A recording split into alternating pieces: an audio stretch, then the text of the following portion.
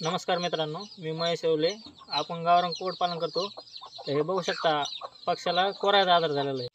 तर आपण याच्यावर उपचार करणार आहोत. डोळा साफ करून घेऊ अगोदर. असं डोळा हे करायचा. ह्या आतमधली जी टीक आहे ती घाण काढून घ्यायची कापसाने. पक्ष्याला त्रास होतोय, बघू शकता.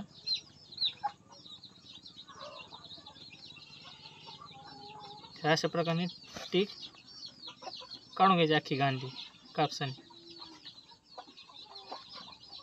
तर ते डोळ्यात ई ड्रॉप म्हणून सिम्प्लोस कंपनीचा ई ड्रॉप टाकायचा. असा एक थेंब टाकायचा. ते असं टाकायचं.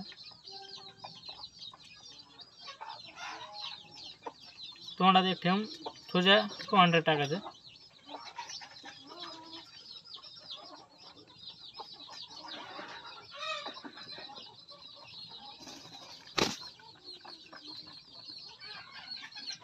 बघू शकता मित्रांनो.